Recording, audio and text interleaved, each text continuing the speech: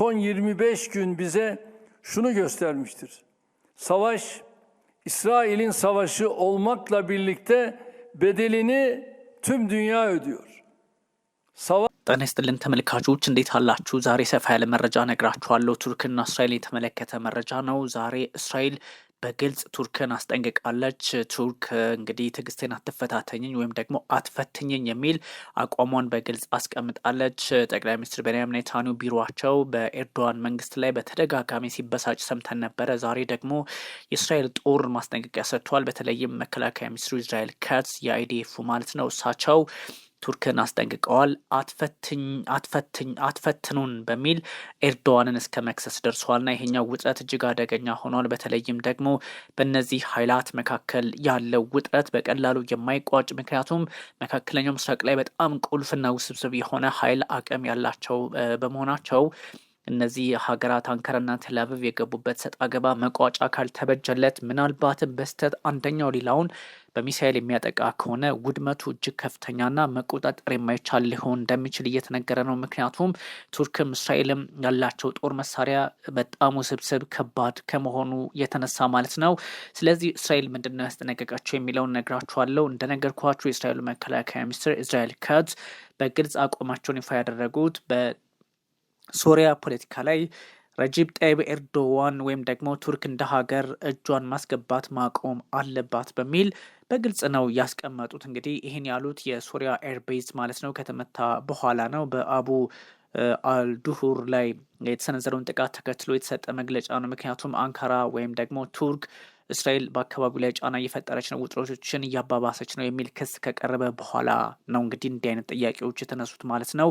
አሌጅሊ ቱርክ ኃይሏን እዛ አካባቢ ለማሰማራት ወይም ደግሞ ለማስፈር ወታደር እንቅስቃሴ እያደረገች ነው፣ ልማቱንም በዛ መንገድ ቀጥላበታለች የሚል ጥርጣሬ ያላት እስራኤል በሶሪያ ፖለቲካ ውስጥ እንግዲህ የኤርዶዋን መንግስት መግባት የለበትም በሚል በግልጽ መከራከሪያዋን ታቀርባለች። ይሄኛው በሰው ሀገር ይቻላል ወይ፣ በመንግስታቱ ድርጅት ቻርተር፣ በዩኤን ቻርተር ይቻላል ወይ ከተባለ እንዲህ ማለት አይቻልም። ግን ደግሞ ከዚህ ቀደም እንደነገርኳችሁ የሀያላን ጎረቤት የጡንቻማ ጎረቤት የሆነ የትኛውም ሀገር ሁሌም ይጨቆናል። ያ ማለት የሩሲያም ጎረቤት ዩክሬን እንደምታውቁት የሰሜን አትላንቲክ የጦር ጥምረትን እቀላቀላለሁ፣ አውሮፓ ህብረትን እቀላቀላለሁ፣ የተለያዩ ህብረቶችን ከአውሮፓ ጋር ሆኜ እቀጥልባቸዋለሁ ስትል ይህን ማድረግ አችም በሚል ነው እንደምታውቁት እነ ፕሬዚደንት ቭላዲሚር ፑቲን እንግዲህ አደብ ግዢ ያሏት ማለት ነው። እና ብዙ አስቸጋሪ ሁኔታዎች እንደምታውቁት እዚህም እዛም የሚነሱበት አሉታዊ አጋጣሚ ሊፈጠር ይችላል ማለት ነው። ኢስራኤል ካትዝ እንግዲህ ቱርክን በግልጽ ነው ያስጠነቀቁት። አጌንስት ኤክስፔንዲንግ አንካራስ ሚሊተሪ ኢንቮልቭመንት ኢን ሲሪያ፣ በሶሪያ ባለው ፖለቲካ ላይ ብቻ አይደለም ጦሯን ኢንቮልቭ እያደረገች ነው፣ ጦሯን እያሰለፈች ነው፣ እያሳተፈች ነው በሚል እስራኤል በመክሰስ ነው እንዲህ አይነት አጋጣሚዎችን የፈጠረችው ማለት ነው። ጥቃቱን ከሰነዘረች በኋላ የቱርክ ኃይሎች እዚህ አካባቢ ለመስፈር ማለትም እስራኤል 8 ዙር ጥቃት ያደረሰችበት ይሄኛው አቡ አልዱሁር የተሰኘው ኤርቤዝ የጦር ሰፈር ላይ የተሰነዘረው ጥቃት ማለት ነው። እሱን ተከትሎ እንግዲህ ከዛም በኋላ ከሁለት ቀናት በኋላ ነው እስራኤል ቱርክ እጇን ማሳረፍ አለባት፣ ወደ ሶሪያ ፖለቲካ መግባት የለባትም በሚል ያስጠነቀቀችው ማለት ነው። እንግዲህ መረጃው እስራኤል በዚህ አቋሟ የምትቀጥል ከሆነ ትንሽ አስቸጋሪ የሚሆነው ደግሞ ከነ ረጂብ ጣይብ ኤርዶዋን በኩል የሚሰጠው አስተያየት ነው የሚሆነው። ምክንያቱም በሁለቱም በኩል ያሉት የሚሰጡ አስተያየቶች በጣም ከባድ ናቸው። በነገራችን ላይ ከዚህ በፊት እንደምታስታውሱት ማለት ነው። እና እንግዲህ እንዳልኳችሁ አቡ አልዱሁር የተሰኘው ኤርቤዝ በደቡባዊ በሰሜናዊ ምዕራብ ሶሪያ ከተመታ በኋላ ማክሰኞ እንደምታስታውሱት ዳሜጅ አድርገዋል ፋሲሊቲውን እዛ አካባቢ ያለውን ቦታ ማለት ነው። እሱን ጥቃት አድርሷል፣ አውድሟል፣ ማኮብኮቢያውንም አውድመውታል። ከእሱ ጋር በተገናኘ ቱርክ፣ አንካራ እንደዚሁም ደግሞ እነ ግብፅም ሳይቀሩ ለማውገዝ ሞክረዋል እስራኤልን። ግን የቱርክ በጣም አደገኛ የሆነ ነው በሚል እስራኤል ምላሽ ሰጥታለች ማለት ነው። Turkish President Recep Tayyip Erdogan is dragging Turkey into dangerous adventures in Syria, Israel Defense Minister Israel Katz wrote on X on Thursday የሚል መረጃ ነው የወጣው። እንግዲህ የቱርኩ ፕሬዚዳንት ረጂብ ጣይብ ኤርዶዋን ሀገራቸውን እጅግ አደገኛ በሆነ መጠን ወደ አደገኛውና አስከፊው ጦርነት እየመሯት ነው፣ ይስበው እያስገባት ነው በሚል ነው እንግዲህ በኤክስ ገጻቸው ላይ ዛሬ ማምሻቸው ማለት ነው ትናንትና በኤክስ ገጻቸው ላይ እስራኤል ካትስ ያስቀመጡት። ስለዚህ ካትስ ምንድን ነው ያሉት? ኤርዶዋን ሜክን ኤምፕቲ ኤንድ ደሉዥናል ምንም ባዶ የሆነና እንግዲህ እሳቸው ያሉት ነው ምንም ባዶ የሆነና ውዝግብ የሆነ ተስፋ የሌለው ወይም ደግሞ ይቅርታ ደሉዥናል ማለት ይሄ ውዝግብግብ ያለ እንትን ውስጥ የገባ ሀሳብ ውስጥ ገብተዋል። ስለዚህ አንታይ እስራኤል ንግግራቸው በየቦታው አንደኛ ባዶ ነው፣ ምንም ለውጥ አያመጣም፣ ሁለተኛ ደግሞ ቅዠት የሆነ ጉዳያቸውን ማቆም አለባቸው በሚል ነው ሀሳባቸውን የሰጡትና ይህ ባዶ ቅዠት የሆነ ጸረ እስራኤል አቋማቸው እንግዲህ አደገኛ እንደሚሆን ነው ማስጠንቀቂያ የሰጡት። አሁን እሳቸው ያሉትን ነው የምነግራችሁ። warned him against testing the country's determination to defend itself ነው ያሉት። በጣም እንግዲህ ሀገራቸውን የእስራኤል ፖለቲከኞች እንደምታውቁት ለመከላከል በሚል በመካከለኛው ምስራቅ ላይ ያላጠቁት ጥቃት ያልሰነዘሩበት ቦታ የለም ኤክሴፕት ሳውዲ አረቢያና እና አረብ ኤሚሬቶችን መሰል ኦማንም እንደዚህ ካልሆነ በስተቀር በአብዛኛው ላይ ጥቃት ሰንዝረዋል። እንደምታውቁት እንግዲህ ራሳችንን በመከላከል ረገድ ይህን ማድረግ አለብን ብለው ነው ሰልፍ ዲፌንስ ነው እንደምታውቁትና ይህ እንግዲህ የሎ ኤንድ ዋይት አይነት ነገር ነው ለነሱ ማለት ነው። ስለዚህ በብሎ ኤንድ ዋይት ካሉ እነሱ ደግሞ ወታደራዊ ትእዛዝ ነው፣ ልክ እንደ ዲ-ዴይ አይነት ማለት ነው። ስለዚህ እስራኤል በዚህ ልክ ራሷን እንድትከላከል ያላትን መብት ለመጠቀም ያስገድዳታል። አትፈታተኑን ነው በቃ በግልጽ ያሉትና እስራኤል ካትስ። ስለዚህ እንደዚህ አይነት ጉዳዮች ምናልባት በነ ኤርዶዋን እና በነ ኔታንያሁ መካከል ፖለቲካዊ መፍትሄ የማይመጣ ከሆነ አደገኛ ሊሆን እንደሚችል መገመት አያቅትም ውድ ተመልካቾቻችን። ስለዚህ ጠቅላይ ሚኒስትር ቤንያሚን ኔታንያሁ በቢሮቸው አማካኝነት ደማስቆ ከዚህ በፊት የነበረውን ስምምነት የሴኩሪቲ ስምምነት ስታተስ ኮ ይሉታል፣ ሴኩሪቲ ስታተስ ኮ እሱን ቫይሌት አድርጋለች፣ ጥሳለች። ምክንያቱም የቱርክ ኃይሎች አካባቢው ላይ እንዲሰፍሩ በዚህ በአሌፖ አቡ አልዱሁር በተባለው ቦታ ላይ የተለያዩ እንቅስቃሴዎች አሉ፣ በአሌፖ እንደዚሁም በኢድሊብ አካባቢ በሚል ይከሳል። ስምምነት ነበራቸው። የአልሻራ አዲሱ አስተዳደር የሶሪያው ማለት ነው በመፈንቅለ መንግስት ወይም ደግሞ የአልአሳድን መንግስት ገርስሶ የመጣው ኃይል የእሱ ኃይል ከነ ኔታንያሁ ጋር ስምምነት ነበረው። የሴኩሪቲ ነው፣ አንድ ላይ የመስራት አብሮ የመቀጠል እሱን የፈተነ ነው። እሱ ጫና ውስጥ አስገብተዋል። ስለዚህ መመታት አለባቸው የሚል አይነት ነው። የቱርክ ጦር እዛ አካባቢ ዲፕሎይ ለማድረግ ስምምነት አለ። ስለዚህ ይሄኛው ቫይሌት እንደተደረገ ይቆጠራል የሚል ሀሳብ ነው ያላቸው። ሶሪያና ቱርክ ደግሞ እንዲህ አይነቱን አካሄድ እቅዱም የለንም በሚል አጣጥለውታል። እስራኤል ሶሪያ የቱርክን ኃይሎች ወታደሮች ልታሰፍር ነው፣ ልታስተናግድ ነው፣ የጦር ቤዝ ልትሰጥ ነው በሚል ትከሳለች። ሶሪያም ቱርክም ደግሞ እንደዚህ አይነት ጉዳይ የለም ይላሉ። በእርግጥ አይቻልም ወይ በመንግስታቱ ድርጅትም ህግ ሆነ በተለያዩ የሀገራት ስምምነት ህጎች አይቻልም ወይ ከተባለ በደንብ ነው የሚቻለው። ግን ደግሞ እንደነገርኳችሁ ነው የሀያላን ጎረቤት ሲኮን የሚመጣ ጣጣ ነው። በሁለቱ ኃይላት መካከል ያለው ራይቨልሪ ማለት በእስራኤል እና በቱርክ መካከል ያለው በጣም ወደ ሶሪያ ስፒልድ ኦቨር እያደረገ መጥቷል። ስፒልድ ኢንቱ ሲሪያ ሆኗል። ወደ ሶሪያ እየሰፋ ሄዷል። ምክንያቱም አንካራ አሁን ያለውን አስተዳደር የአልሻራ መንግስት በመደገፍ የምትታወቅ ነው ሀገር ሆናለች። የአልጁላኒ መንግስት እየደገፈች ያለች ሀገር በመሆኑ ወይም ደግሞ ቱርክ በዛ ልክ እንቅስቃሴ ውስጥ ስለሆነች አደገኛ ሆኑበታል ነው እንግዲህ ጦሩን በማሰልጠን የተለያዩ የወደመውን አካባቢ ድጋሜ ሪቢልድ በማድረግ የሀገሪቱን ኃይል በማጠናከር የሶሪያ ማለት ነው ቱርክ ተጠምዳለች። ስለዚህ ይህን እያደረገች ስለሆነ ደግሞ ይሄኛው በዋነኝነት አላማው አንድ ቀን በእስራኤል ላይ ጥቃት መሰንዘር ነው የሚል ፖለቲካዊም ወታደራዊም አረዳድ እንደምታውቁት እነዚህ ሀገራት ላይ ሰፍሯል ማለት ነው። እስራኤል የቱርክን ሚሊትሪ እንቅስቃሴ ፉት ሆልዱን በእጅጉ ነው የምትቃወመው። ልክ ነው አይደለም የሚለውን አይደለም መውሰድ ያለብን፣ ግን ትቃወማለች። arguing it could threaten its security and restricts its freedom to operate in Syria በሶሪያ ያለውን እንቅስቃሴዋን ይገታብኛል ብላ በማሰብ ማለት ጥቃት መሰንዘርንም ጭምር ነው። ከዛ ውጭም ደግሞ የብሔራዊ ደህንነት ጉዳዩን ጫና ውስጥ ያስገባዋል፣ ነጻነቴ ዋጋ ይከፍላል በሚል ስጋት ቱርክ ጋር በጣም ሰጣ ገባ ውስጥ ከገባች በጣም ሰንብተዋል። ምክንያቱም ጠቅላይ ሚኒስትር ቤንያሚን ኔታንያሁ እና ረጂብ ጣይብ ኤርዶዋን በግልጽ ነው፣ በአደባባይ ነው የሚሰዳደቡት። በተለይ ደግሞ ኤርዶዋን እንግዲህ ወደ አደባባይ ሲወጡ ለህዝባቸው ስለ እስራኤል የሚናገሩት እጅግ በጣም ከባድ ነው። እስራኤልም የምትናገራቸው ነገሮች እንዳሉ ሆኖ ረጅብ ጣይብ ኤርዶዋን እናንተ ድርጅቶች ናችሁ እኮ ከየት ነው የመጣችሁ? ከየት መታችሁ? እንደዚህ ከየትም ተደረጃጅታችሁ እንደዚህ ነው የሚሏቸው እና በጣም አይሁዶች ቂም ይዘውባቸዋል በተደጋጋሚ። እሱም ላይ ብቻ አይደለም፣ የጋዛውን ሐማስ ባለስልጣናትም እንደዚሁ አንካራ ታስተናግዳለች ልክ እንደ ካታር ሁሉ።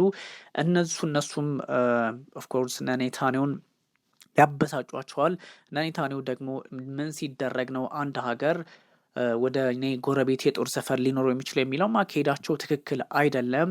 ኤርዶዋንም ደግሞ የሚሰጧቸው አስተያየቶች እንደዚሁ አግባብነት የሌላቸው ናቸው። ያ ማለት ሁለቱንም ሀገራት አንድ ላይ ወደ ፖለቲካው ስምምነት ለማምጣት የሚደረገውን ጥረት ጫና ውስጥ ያስገባዋል ተብሎ ስለሚታሰብ ነው እና የቱርክ ጉዳይ እጅግ አሁን አስቸጋሪ የሆነ መሄዱን ማሳያዎቹ እነዚህ ናቸው። የሚድል ኢስት አይ አንድ ወይም ደግሞ ኤምኤሚ አንድ መረጃ ይዞ ወጥቶ ነበረ።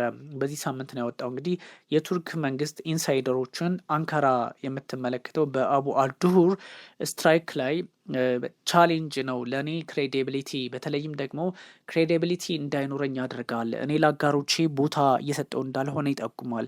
አጋር ነኝ ያልኳቸው ኃይላት ሲደበደቡ ቆሜ ማየቴ ትዝብት ውስጥ ያስገባኛል የሚል አረዳድ እንዳላትም እንግዲህ ሚድል ኢስት አይ ኤምኤኢ አስነብበዋል። እንደዚህ አይነት ጉዳዮች ሊኖራት እንደሚችል፣ ምክንያቱም አንድን ሀገር አጋር ነኝ ብለህ ስትይዘው ልትከላከለው ነው። ከደህንነትም ከሚሊትሪም ማለትም ኢኮኖሚም ከብዙ ጉዳዮች መከላከል ስትችል ነው አጋር የምትባለው። ከዛ ውጭማ ዝም ብሎ በባዶ ነጭ ወረቀት ላይ መፈራረም የኢራን ፖለቲከኞች እንደሚሉት ዋጋ ቢስ ሊሆን የሚችለው ማለት ነው። ስለዚህ ትንሽ አስቸጋሪ የሚያደርገው ቱርክ አሁን መካከለኛው ምስራቅ ላይ በተለይም ደግሞ አሁን ያላት እንደምታውቁት ከሳውዲ አረቢያና ከፓኪስታን ጋር ያደረገችው የደህንነት ስምምነት አለ። የተለያዩ የባህር ኃይላትን ለመጠበቅና እንቅስቃሴዎችን ላለመግታት ነው እናውቃለን። ግን ደግሞ ኦብቪየስሊ እንደዚህ አይነት ነገሮች መጨረሻቸው ምንድን ነው ሲባል እስራኤልም ከዚህ በፊት የተበሳጨችበት ምክንያት እነዚህ ሶስት ሀገራት በእኔ ላይ ጫና ለመፍጠር አስበው ያደረጉት ነው የሚል ነው። አሁን ይሄ ያበሳጨው እስራኤልን ብቻ አይደለም፣ በጣም አይንና ናጫ የሆኑትን ኢራንና እስራኤልን ጨምሮ ሁለቱንም ነው። እንግዲህ የፖለቲካ ነገር ሆኖ አለመታደል ሆኖ ነው እንጂ በመካከለኛው ምስራቅ በአሁኑ ሰዓት ተባብሮ መስራት ያለባቸውና ራሳቸውን ወይም ማንነታቸውን ዲፌንድ ማድረግ ያለባቸው ሀገራት አንድ ላይ ሆነው አይሁዶችና ፋርሶች ናቸው። ያ ማለት እስራኤላውያንና እንደምታውቁት ኢራኖች ነበሩ መሆን ያለባቸው፣ ግን ፖለቲካ ነውና እነሱ ጠብ ውስጥ ናቸው። እነዚህ ሀገራት መካከለኛው ምስራቅ ላይ እንደምታውቁት ለየት ያለ ማንነት ያላቸው ለየት ያለ ባህሪ ያላቸው ሀገራት ስለሆኑ በጣም ብሪፍሊ ያለው የፖለቲካ አካሄድም የሚያጋጫቸው ባልነበረ። ምክንያቱም ከዚህ በፊትም ከ1953 ከ79 ከዛ በፊትም ኢራንና እስራኤል በጣም ወዳጅ የነበሩ ሀገራት ናቸው። ወዳጅነታቸው አግባብነት ያለው ነው። ምክንያቱም በመካከለኛው ምስራቅ ለየት ያለ ባህሪ ያላቸው ሀገራት ናቸው። አይሁድ የተለየ ባህሪ ነው ያለው፣ ፋርስ የተለየ ባህሪ ነው ያለው። አብዛኛውን ስትመለከቱት ግን አረብ ስለሆነ እዛ አካባቢ ማለት ነውና ይሄን ጉዳይ ሚስ ማድረግ አልነበረባቸውም ተብሏል።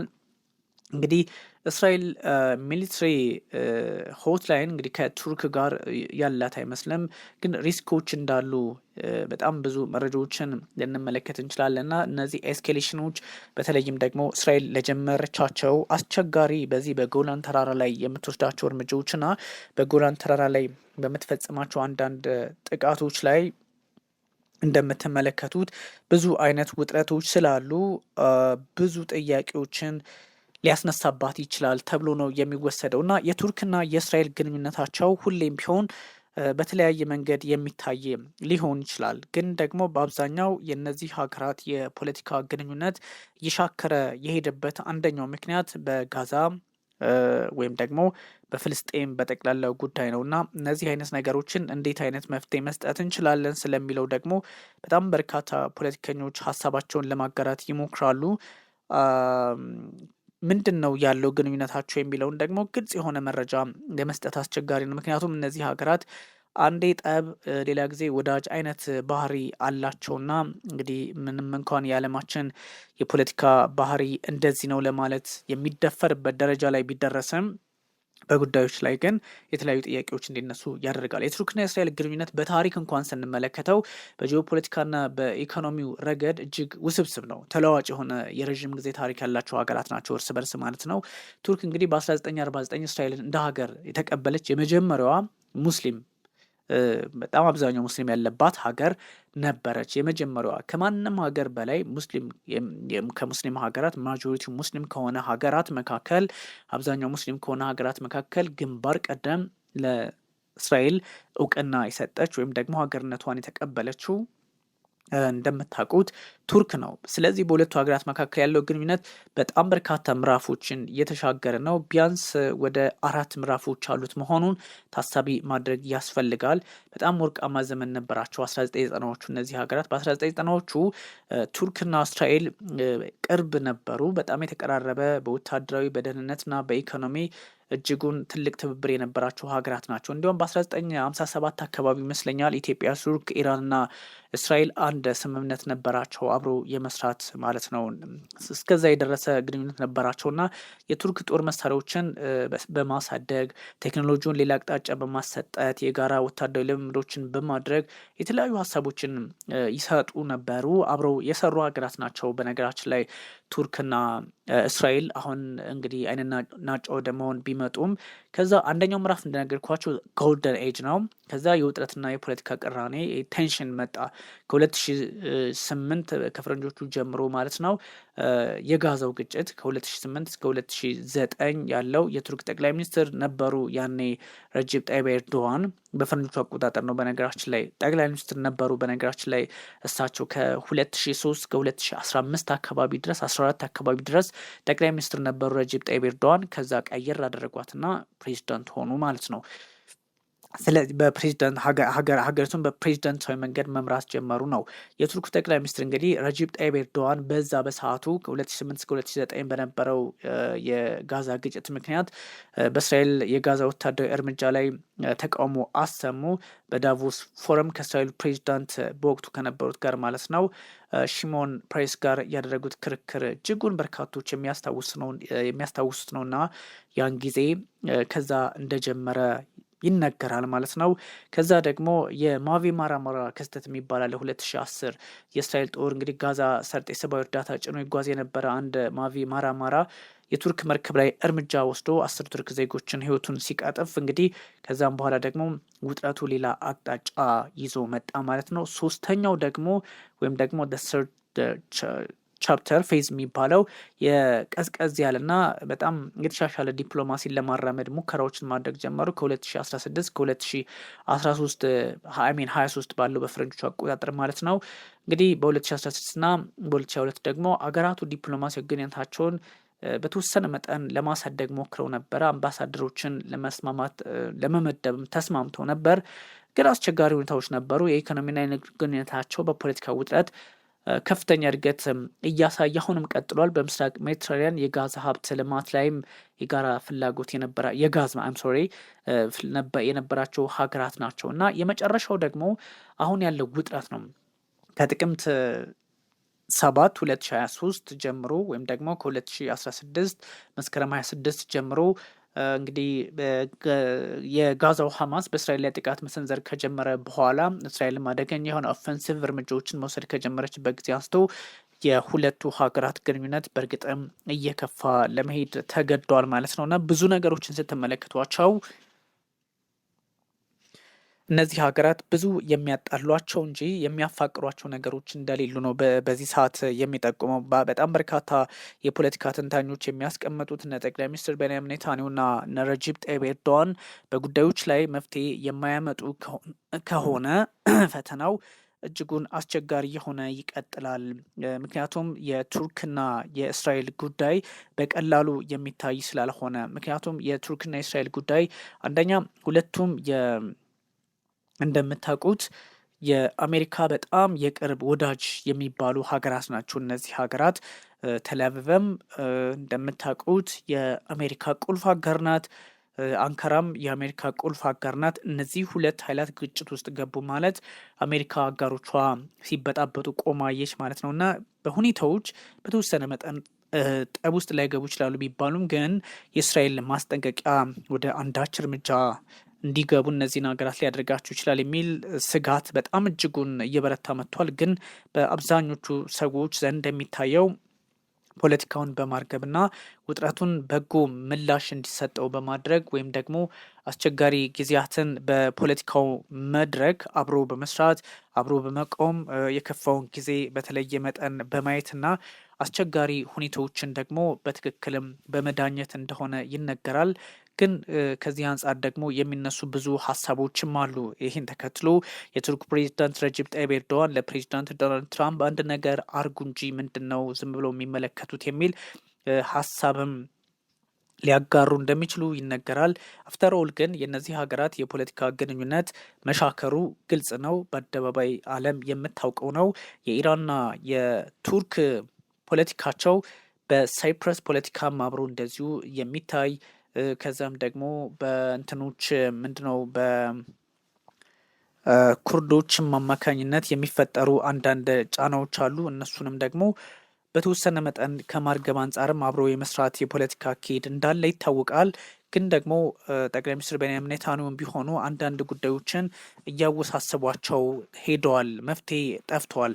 እስራኤልና ቱርክ በሶሪያ ላይ መድረክ ከፍተው ሊዋጉ ይችላሉ የሚሉ መረጃዎች ዛሬም በጣም ከትላንቱ በበለጠ መውጣታቸውን ቀጥለዋልና አንዳንድ አስቸጋሪ ሁኔታዎችን እንዴት መፍትሄ ማምጣት እንዳለባቸው የዓለማችን ፖለቲከኞችም አብረው መስራት አለባቸው ተብሎ ይወሰዳል። በአብዛኛው ግን የእነዚህ ሀገራት የጦር አቅም ኮምፓሬንድ ኮንትራስት የሚደረግ አይደለም። ሁለቱም እጅግ አደገኛ የሆነ እርምጃ ሊወስዱ የሚችሉ ነው። በሴኩሪቲውም ደረጃ ስትመለከቷቸው በአጋርነታቸው ከባድ ነው። ከምዕራቡ ዓለም ጋር ሁለቱም አብረው በመስራት የሚታወቁ ናቸውና ኔቶም ደግሞ እንደምታውቁት ያው የኔቶ ጉዳይም አብሮ ይነሳል።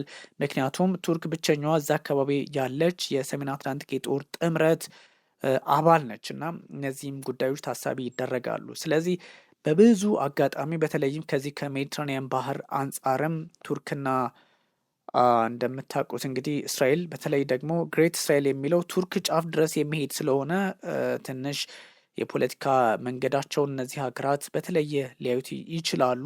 ግን አብሮ መስራትን መምረጥ እንዳለባቸው በስፋት ይነገራል። ረጅብ ጣይብ ኤርዶዋን ግን አሁንም አደገኛ እርምጃ ውስጥ ሊገቡ ይችላሉ ተብሎ ላይታሰብ ይችላል። ግን አንዳንድ ሁኔታዎችን ደግሞ ስትመለከቱ እስራኤልም አሁን ማስጠንቀቂያ የሰጠች ስለሆነ የእስራኤል ማስጠንቀቂያ ከቱርክ ፖለቲከኞች አንጻር እንዴት ነው የሚታየው የሚለውን ከወሰደን ጉዳዮች አደገኛ ውጤት ሊኖራቸው ይችላል። ሁለቱም በአደገኛ ጦር መሳሪያ የታጠቁ ስለሆኑ፣ ሁለቱም በራሳቸው ልክ አጋር ስላላቸው፣ ሁለቱም የራሳቸው መንገድና የፖለቲካ ወታደራዊ አቅም የመፈታተሽ ብዙ መድረኮቻቸው ግልጽና አደባባይ የሚታወቅ በመሆኑ በዚህ ልክ በርካቶች የሚያዩት ሆኖ ነው የተመዘገበው። ግን የእነዚህ ሀገራት ውጥረት ወደ ምን ዓለምን ሊወስዳት ይችላል የሚለውን እንግዲህ በስፋት እናንተም ልታነቡ ትችላላችሁ። ውድ ተመልካቾቻችን ለነበረን ጊዜ እጅጉን አመሰግናችኋለሁኝ። ቢኒያም ካሴ አብሬያችሁ ቆይታ አድርጌያለሁ።